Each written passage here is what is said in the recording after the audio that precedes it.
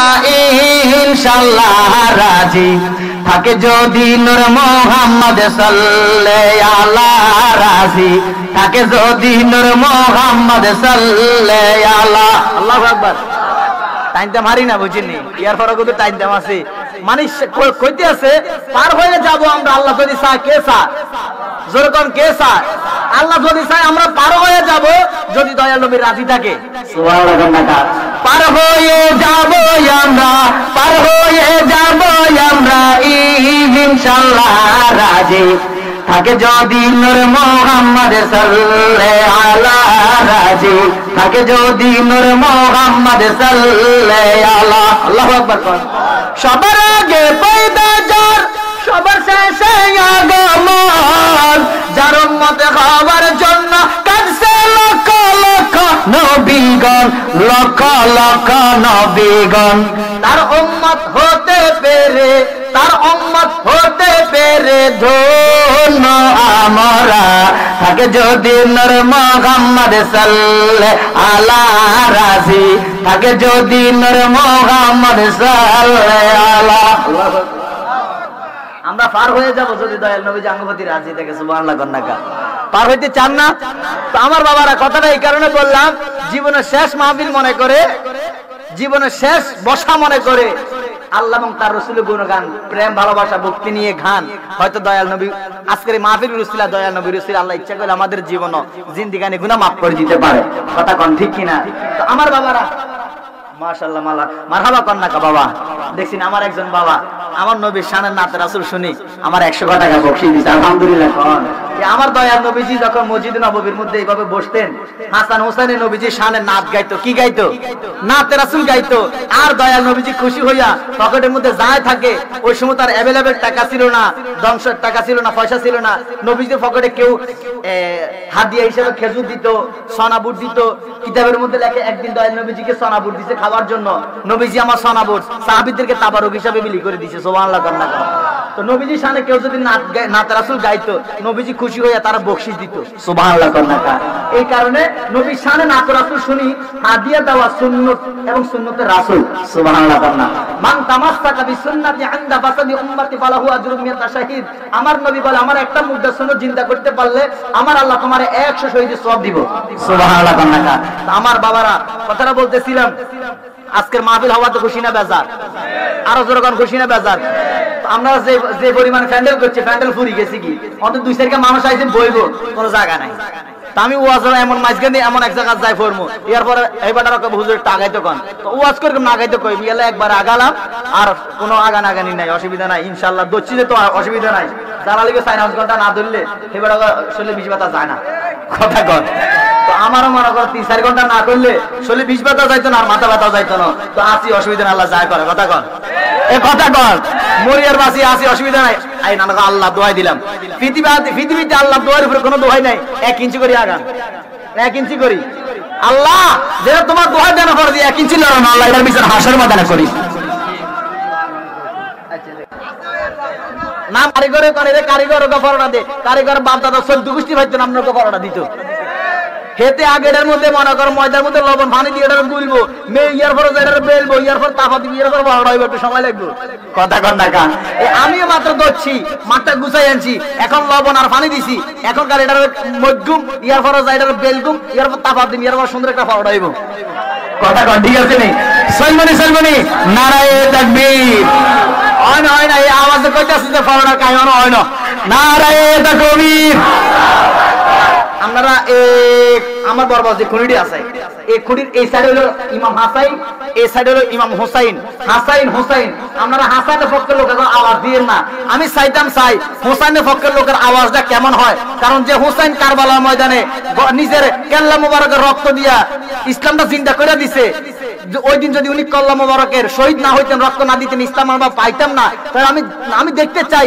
হুসাইনের প্রেম ভালোবাসা আপনাদের ভিতরে কেমন আছে আপনারা এই ভাষার লোকগুলো আওয়াজ করবেন না নারায়ে তাকবীর এবার আপনারা নীরব থাকেন হাসাইনের পক্ষের লোকের শক্তিটা দেখতে চাই কারণ যে হাসাইনে একবার না 7 বার বিষ খাবাই শহীদ করছে ওই হাসাইনের আওয়াজটা দেখতে চাই নারায়ে তাকবীর কোনটা কম না কারে আমি কিতা দিতাম নারায়ে তাকবীর নারায়ে রিসালাত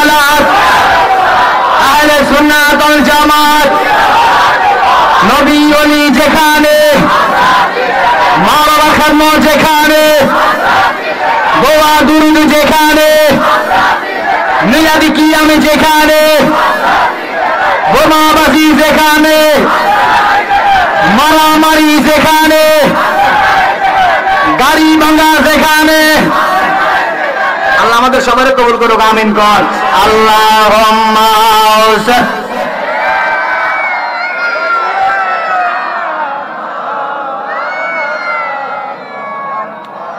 ওয়ালা আলে সাইয়্যিদিনা আল্লাহুম্মা সাল্লি আলা সাইয়্যিদিনা ওয়ালা আলে সাইয়্যিদিনা। ও আমার বাবারা, ভাইরা, বন্ধুরা, আমার নবী আমাদের জন্য রহমত না গজব? জোরে কোন বিসমিল্লাহির রহমানির রহিম। ওয়া মা আরসালনাকা ইল্লা রাহমাতাল লিল আলামিন।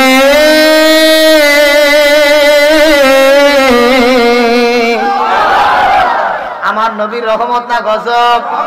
আমার আল্লাহ বলে, বন্ধু আমি আপনারে পাঠাইছি সারা জগতের রহমত হিসেবে। জোরে কন্যা সুবহানাল্লাহ। বিসমিল্লাহির রহমানির রহিম। আলহামদুলিল্লাহি রাব্বিল আলামিন। বলেন তো সমস্ত প্রশংসার মালিক কে? কুল কায়নাতের মধ্যে আমার আল্লাহর প্রশংসা হয়। কথা কন। শুধু দুনিয়ার মধ্যে না, কুল কায়নাতের মধ্যে আমার আল্লাহর প্রশংসা হয়। ওই কুল কায়নাতের মধ্যে মদিনার কামলিওয়ালা নবী রহমত হিসাবে আছে। যত জায়গার মালিক আমার আল্লাহ, তত জায়গার রহমত দয়াল কামলিওয়ালা নবী। এখন আমাদের দেশের মধ্যে এক দলের বেকল লোক আছে, বেকল আলেম আছে, তারা বলে বিশ্ব নবী। কয়নি কয়নি এরে বেকল কেনারে তোরে পড়ালেখা শিখাইছে? তোর মা বাবা যদি তোরে পড়ালেখা না শিখাইয়া ক্ষেতের বদলে বানাইতো ভালো হইতো। কথাটা মাইন্ড করবেন না, আগে বুঝালাম। সিলে কান লইয়া গেছে, সিলে কান লইয়া গেছে, সিলের পিছনে দৌড়াইয়া লাভ হইতো না। নিজের কানের মধ্যে হাত দিয়ে দেখো কান আছে কিনা। এখন তুমি যে কইছ বিশ্ব নবী, তোমার কথাটা মানলাম। তুমি বিশ্ব নবী কইছ, বিশ্ব বলতে কি বুঝায়? এই দুনিয়া, এই জগতের মধ্যে যা দেখা যায় এটারে বিশ্ব বলে। কথা কোন ঠিক কিনা? তুমি যে বিশ্ব নবী কইছ, তাহলে বিশ্ব আল্লাহ বলো। কথা কন না কা? বিশ্ব নবী কইছ, বিশ্ব আল্লাহ কও না কেন? আল্লাহ বিশ্ব কও না, নবীরে কেন বিশ্ব কও? এরা বেকল কেডারে পড়ালেখা শিখাইছে? তোরে কেডারে আলেম বলে? দুনিয়া, এই জগতের মধ্যে, দুনিয়াটার মধ্যে যা দেখা যায়, জমিনের উপরে আসমানের নিচে যা দেখা যায়, এটারে বলে বিশ্ব। কথা কোন ঠিক কিনা? এখন আপনাদের কাছে জানতে চাই, এই দুনিয়ার নবী যদি, আমার দয়াল নবী যদি এই দুনিয়ার নবী হইয়া থাকে, তাহলে জানতে চাই কবরের মধ্যে যিনি থাকেন তিনি কার নবী? তিনি কেনা? দ্বিতীয় আসমানে কে থাকে? উনি কোন নবী? তৃতীয় আসমানে কে থাকে? উনি কোন নবী? আমার আল্লাহ যত জায়গার মালিক, যত জায়গার মধ্যে আমার আল্লাহ প্রশংসা হয়, যত জায়গার ক্ষমতা, যত জায়গার মধ্যে আল্লাহর ক্ষমতা আছে, তত জায়গার মধ্যে আমার দয়াল নবী রহমত হিসাবে আছে। কথা কোন ঠিক কিনা?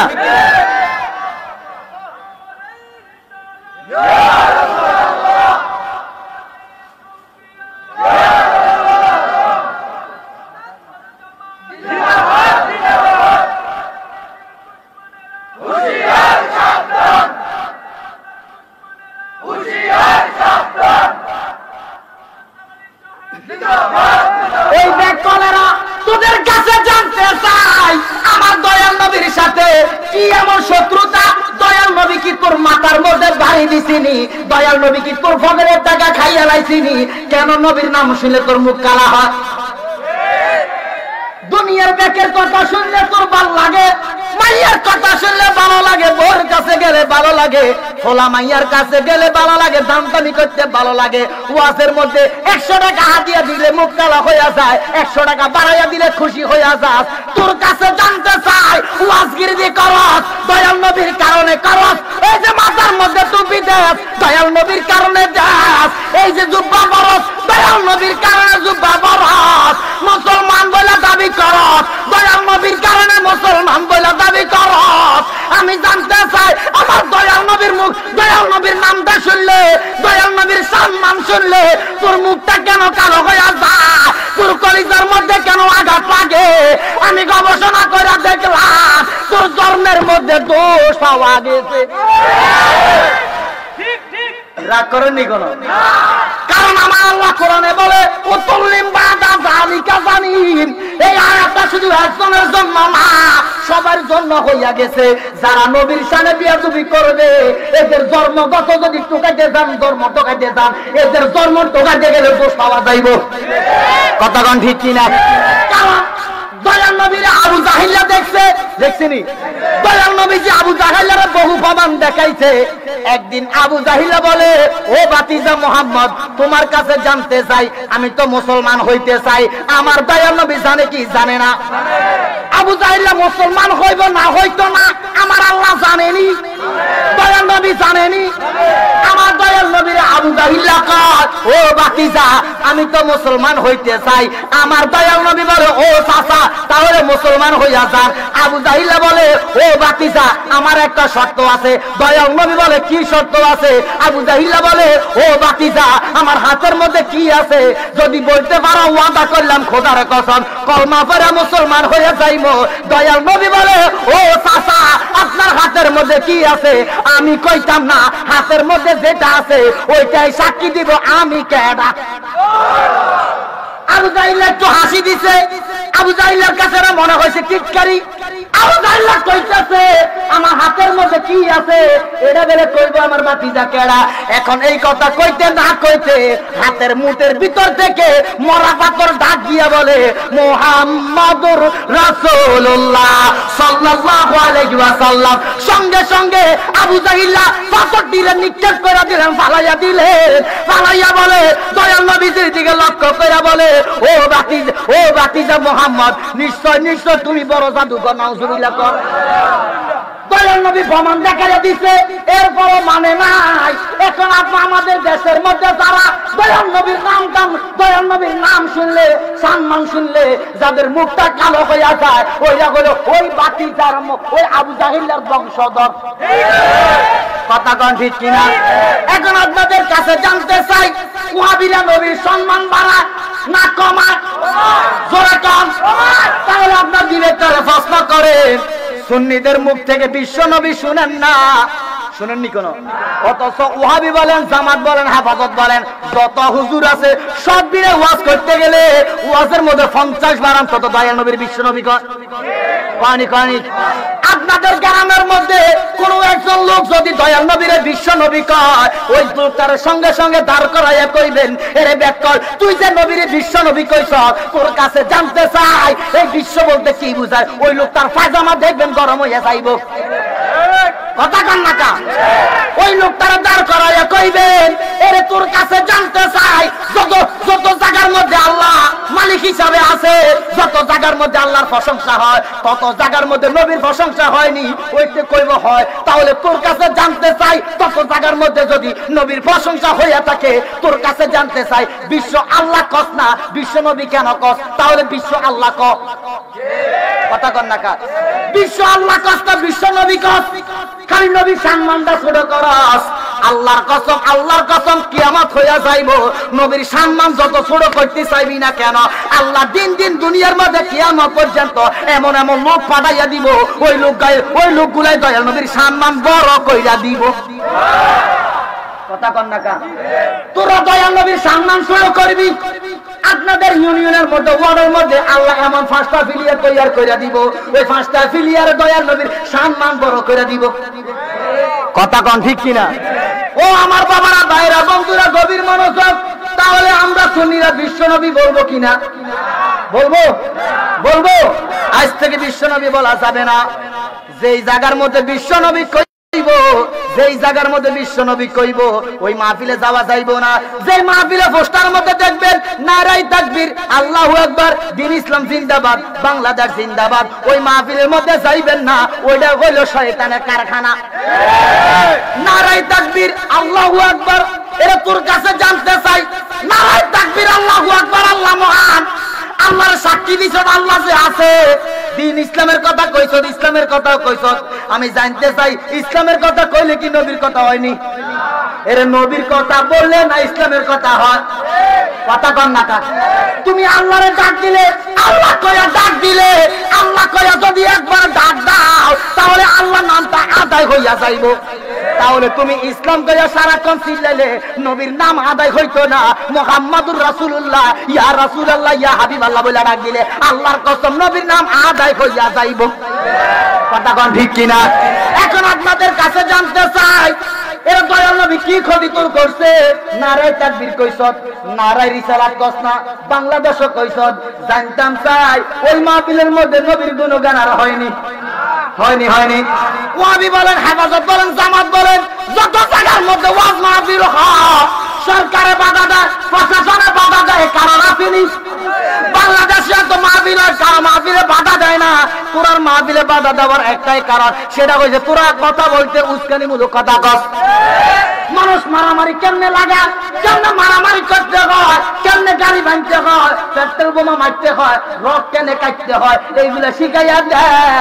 যার কারণে প্রশাসন মাহফিলে অনুমতি দেয় না, সরকার মাহফিলের মধ্যে বাধা দেয়, সুন্নিদের মাহফিলে বাধা দেয় না, প্রশাসনও ঝামেলা করে না, ইউনিয়নের চেয়ারম্যান সাহেব বাধা দেয় না, ওয়ার্ডের মেম্বার সাহেব বাধা দেয় না, বরং সবাই সহযোগিতা করে। কারণ সুন্নিদের মাহফিলের মধ্যে কোনো মারামারি হয় না। কথা কোন ঠিক কিনা? এই যে কিছুদিন পূর্বে একটা ঘটনা ঘটছে, মোদি বাইরের রাষ্ট্রে, ভারতের মোদি বাংলাদেশে আসবে, একটা ঘটনা ঘটছিনি। আমরা সুন্নিরাও পছন্দ করি না, সাপোর্ট করি না, ভালো কথা, ঠিক আছে। তুমি আন্দোলন করবা, আন্দোলন না করবা, আন্দোলন না করতে গেছে আন্দোলন করবা, গাড়ি ভাঙো কেন? কথা কন না কাজ। গাড়ি কি তোর বাপ দাদা 14 গোষ্ঠী 2-1টা কিনা দিছে নি? গাড়ি তো দেশের সম্পদ। তুই যে একটা গাড়ি ভাঙছ, গাড়িটা আমার দেশের সম্পদ। এই যে গাড়িটা তৈয়ার করতে, গাড়িটা বানাইছে সরকার। যদি গাড়িটা বানাইতে হয়, সরকারের বাস ধরা 14 গোষ্ঠীর টাকা দিত না, আমাদের গাম ধরানোর টাকা নিব। কথা কন ঠিক কিনা?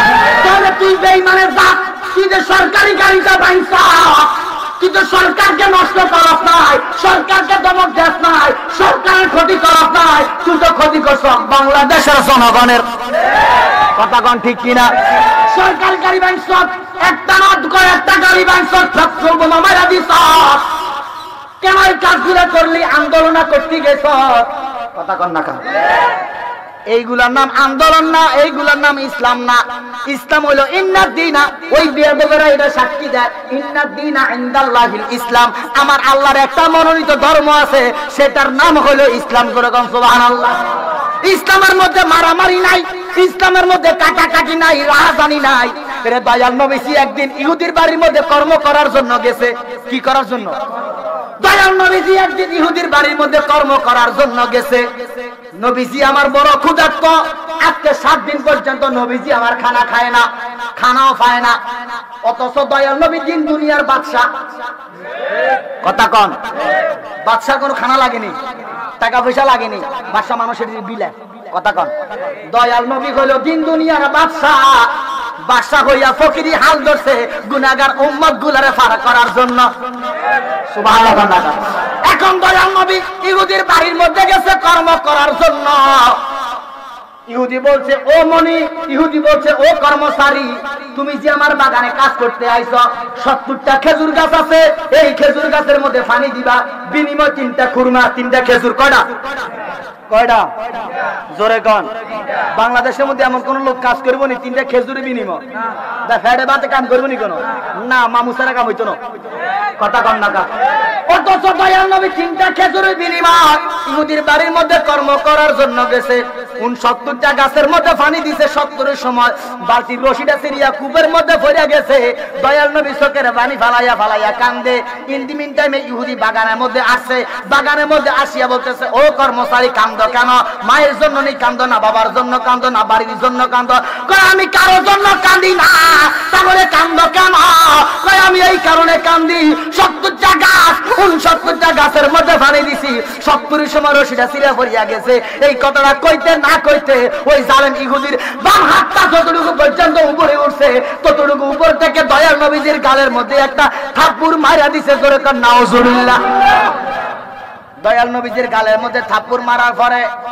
নবীজি আমার ইহুদির দিকে মানে তার মনিবের দিকে লক্ষ্য করে রাখো মনিব ও মনিব আজকে 7 দিন খানা খাই না আমার পেটটা ফিডের সাথে লাগিয়ে রয়েছে শরীরের মধ্যে গোশত নাই হাড্ডি ছাড়া আমার হাতের মধ্যে গোশত নাই হাড্ডি ছাড়া আপনি যে আমার গালের মধ্যে থাপ্পড় দিছে আজকে 7 দিন খানা খাই না গালের মধ্যে কোনো একটু গোশত নাই হাড্ডিগুলা বাইর হইয়া রয়েছে আপনি মনিবের এই যে নরম হাতটা দিয়া আমার গালের মধ্যে যে থাপ্পড় দিবেন আপনার হাতের মধ্যে কোনো ব্যথা পাইছেন নি আমার দয়াল নবী কয় মনিব আপনার নরম হাত দিয়া আমার গালের মধ্যে হাড্ডির মধ্যে যে থাপ্পড় দিছে জানতে চাই আপনার নরম হাতের মধ্যে ব্যথা পাইছেন নি আল্লাহু আকবার অথচ বাংলাদেশের মধ্যে আপনি আমারে দেন না কেন একটা থাপ্পড় দেন আমি আপনার দুইটা দেওয়ার চেষ্টা করব অথচ লাকাদ কানা লাকুম ফি রাসূলিল্লাহি উসওয়াতুন হাসানা আমার নবীর আদর্শ হলো উত্তম আদর্শ নবীর আদর্শের মধ্যে মারামারি নাই তোমার যদি একজনে বাড়ি দেয় তারে বাড়ি দিও না তারে সুন্দর করে একটা কথা বলো সে খুশি হইয়া সারা জীবন তোমার সাথে বন্ধুত্ব সম্পর্ক করিব কথা কোন ঠিক কিনা এখন কিছুক্ষণ পরে ঘরের মধ্যে গেছে ঘরের মধ্যে যাওয়ার পরে দিয়া মা ও বাবা তোমার চেহারা কেন কালো হইয়া রয়েছে তোমার হাত কেন কাঁপতেছে মুখ কেন শুকাইয়া যাইতেছে পাগুলা কেন কাঁপতেছে মাথার চুল কেন উঠতেছে ইহুদিটা ডাক দিয়া ও মা জানি না আমি কি এমন অন্যায় করলাম এখন আমার বাগানের মধ্যে একটা লোক কর্মচারী হিসেবে কাজ করে আজকে প্রথম দিন কর্ম করার জন্য আসছে 69টা গাছের মধ্যে পানি দিছে 70 এর সময় কিছু না বুঝিয়া বাম হাতটা তুইলা তার গালের মধ্যে থাপ্পড় দিছিলাম ও মা সে প্রতিবাদ না করিয়া কয় মনিব ও মনিব আপনার হাতের মধ্যে ব্যথা পাইছিনি মা সঙ্গে সঙ্গে একটা জিলকানি দিয়া কয় বাবা রে ও বাবা কি করছ জীবন তো বরবাদ হইয়া গেছে লাইফ তো বরবাদ হইয়া গেছে তুই তো ধ্বংস হইয়া গেছ আমি মা ঈমান আছে বিশ্বাস আছে এই কথা পৃথিবীর কেউ কইতে পারে না এই কথা যিনি কইছে তিনি হইল আল্লাহর বন্ধু একজন ইহুদির মা কয় এই কথা যে কইছে সে কোন সাধারণ মানুষ না আমি মা ঈমান আছে বিশ্বাস আছে ওই লোকটাই হইল আল্লাহর বন্ধু কি করছ লাইফ তো বরবাদ হইয়া গেছে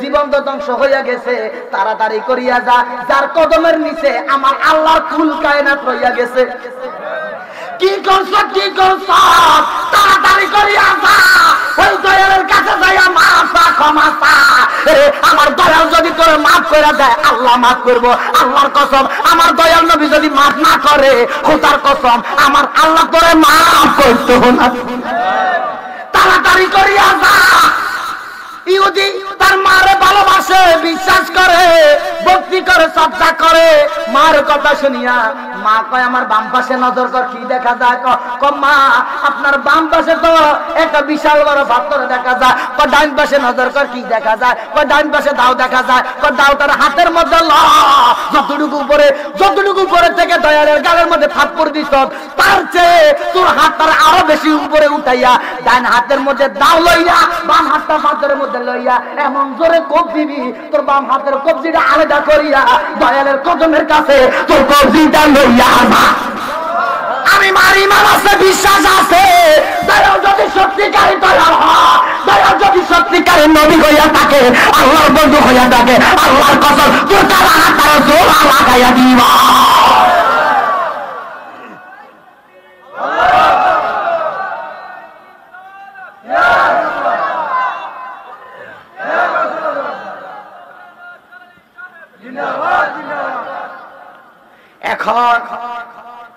এখন মা কইতেছে, মার কথা শুনিয়া ইহুদি সঙ্গে সঙ্গে ডান হাতের মধ্যে দাও লইছে, দাও লইয়া ফাতরের মধ্যে হাতটা রাখিয়া ডান হাত দিয়া বাম হাতটারে এমন জোরে কোপ দিছে রে, বাম হাতটারে একটা কোপ দিয়া বাম হাতটার কবজিটা সঙ্গে সঙ্গে আলাদা কইরা দিছে।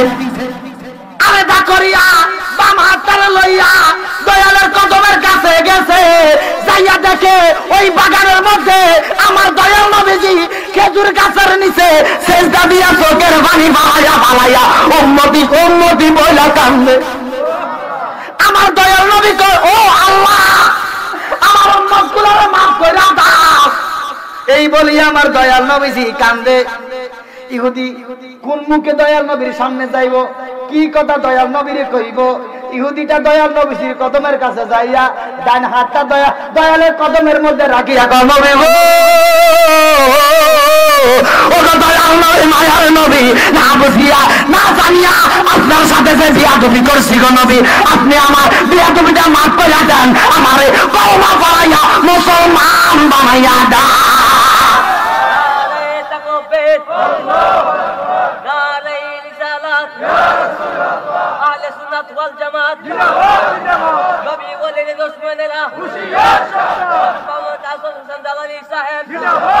আমার দয়াল নবীজি সেজদা থেকে উঠছেন, উঠার পরে দেখতেছে আমার দয়াল নবীজি নজর করিয়া লক্ষ্য করিয়া দেখে উনার মনিবের চোখের মধ্যে পানি দেখা যায়।